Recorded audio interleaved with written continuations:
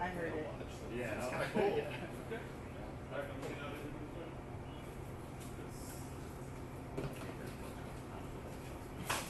Yeah, I mean, how often do you get to be this close to Lemur though?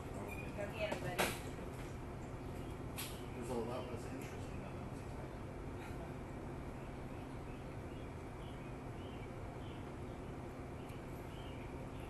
What's he doing with his mouth there?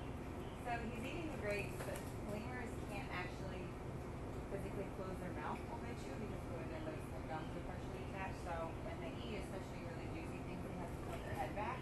So it all falls back into their mouth. They eat like this and everything just comes out.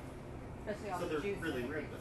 then. So they're kind of rude then. They're a little bit rude, but they can't help it. No, there's I couldn't tell if he was tasting the air. I didn't see him pick up the grape. Yeah, he picked up the grapes. So it's just Okay. half pieces of grapes that I've spread out throughout, throughout the enclosure for him. Are they stuck to anything, or are they just kind of balanced? They're just kind of balanced. The PVC pipes themselves have sand kind of covering it, so it helps it grip a little bit, him grip and the grapes grip a little bit better. Gotcha.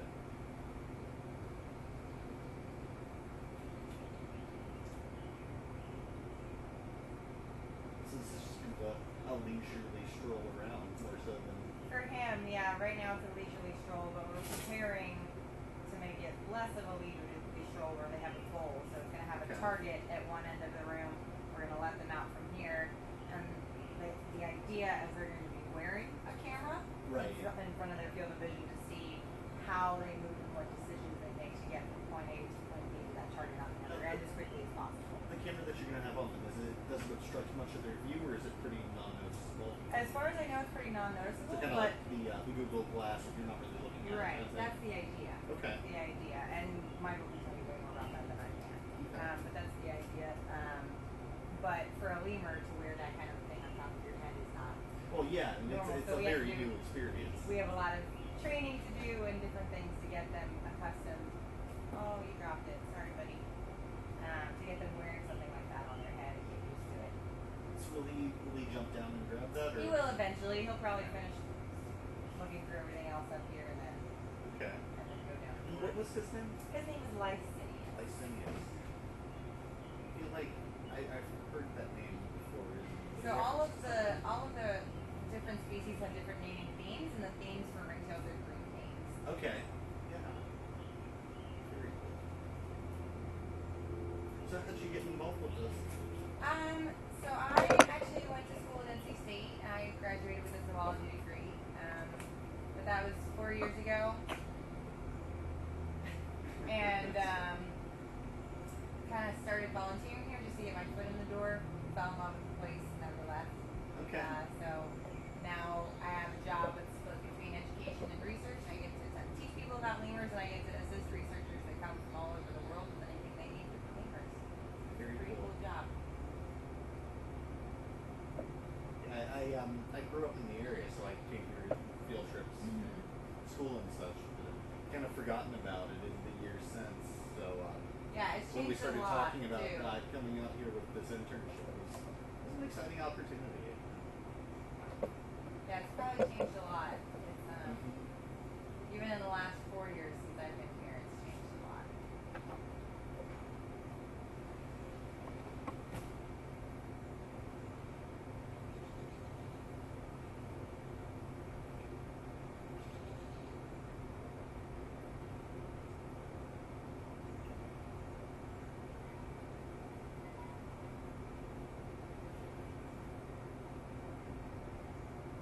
Is it alright if I film with my phone?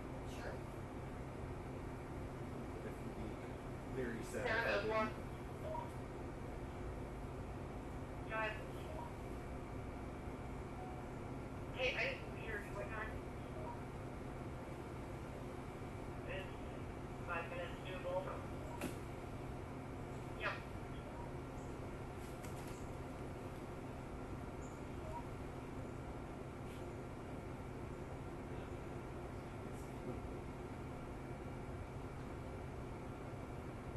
So how much of this is smell and how much is sight? It's both. They've got a really incredible sense of smell. So ringtails in general have more than 200 different chemicals in their scent glands, so they can tell a lot of information about each other. That's why they've got such elongated sizes, but foraging is a huge part of sight as well, being able to distinguish those red grapes from everything else around them. How many scent glands did you say? They have three. So the male ringtails have one on each wrist, one on each side of their chest, and then the base of their tail.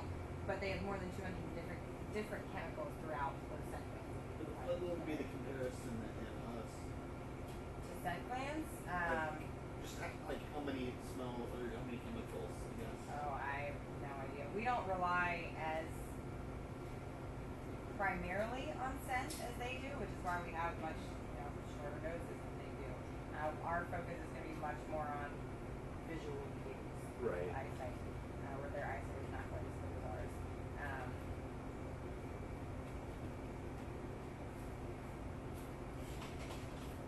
And these kind of all grapes. I can let it keep wandering around, or I can put more grapes.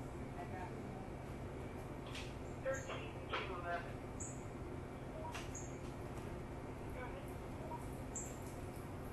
Some of your earth is arising. Shall I just have them wait here and leave her hand?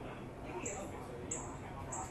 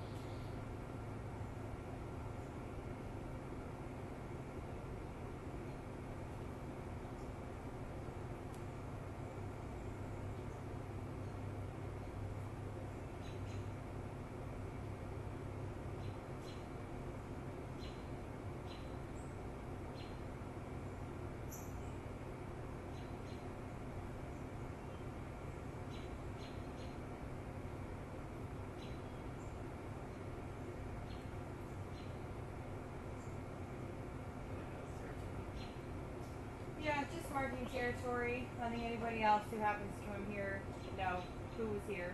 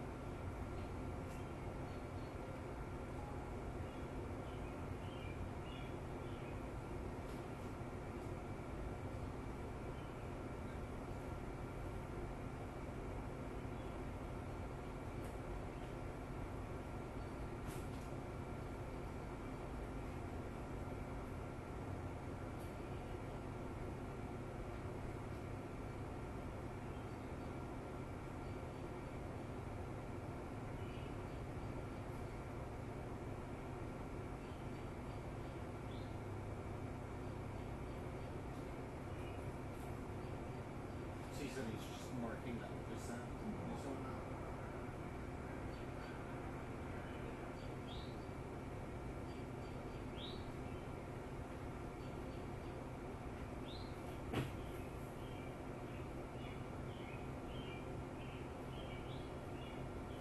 So with the Lemur societies, are there kind of like alphas and Lemurs is are- an alpha? He's not. He No? is, lemurs are female dominant. Okay. So he's actually not in a big family group, he's just in a companion pair, so it's just him and his companion female Tellus. But that means he is not, she's the dominant, he's underneath her in the hierarchy. In big family groups, you have a very intense hierarchy, especially for ringtails, of matriarch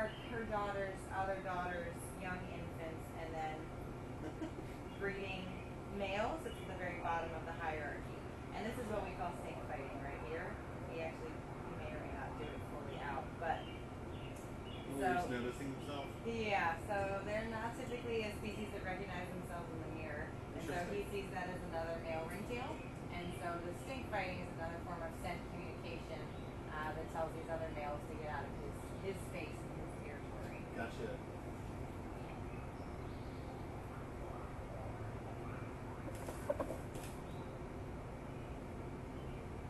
So I'm looking at his eyes, and I know you can't tell what they're really thinking, but I'm just seeing a lot of curiosity. It seems like. Very curious.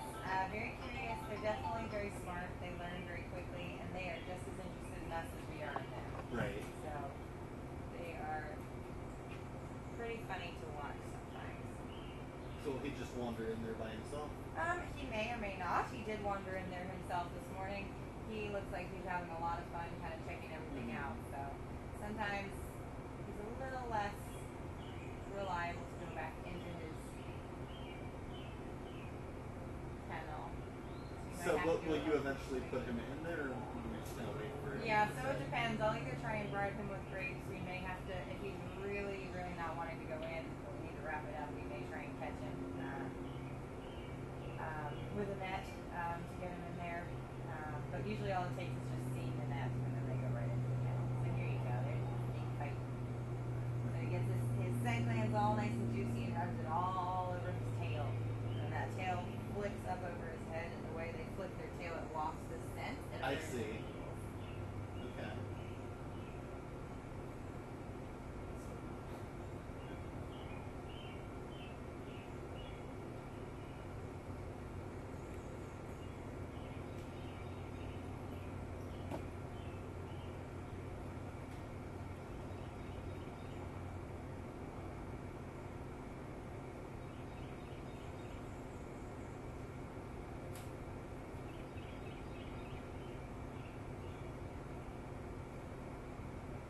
So you said they're very interesting enough, so they jump onto people much at all?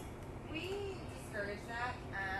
Some of them would, some of them wouldn't, depending on their personalities. But we discourage that because we don't need all those big teeth next to us. They're Sure. dirty. I mean, they're very curious animals. They want to see some of them, not all of them. Ringtails typically won't see that. They're pretty skittish. They don't want to be, Right. that close to us. But other rough lemurs or mongoose lemurs, they tend to be a little bit more in your face. Okay. But we discourage them from jumping on people. We don't need interns and volunteers out in Right. the forest and lemurs jumping all over them all the time. Sure.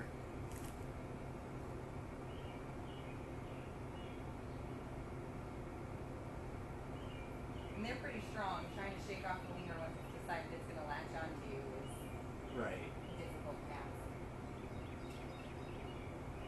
So I mean, what would happen? Would they start clawing at you in terror, or? Well, so say one of them has decided to climb up my leg for whatever reason, if I let it get that far, and then I'm trying to then get him off of me. He's just got a good grip.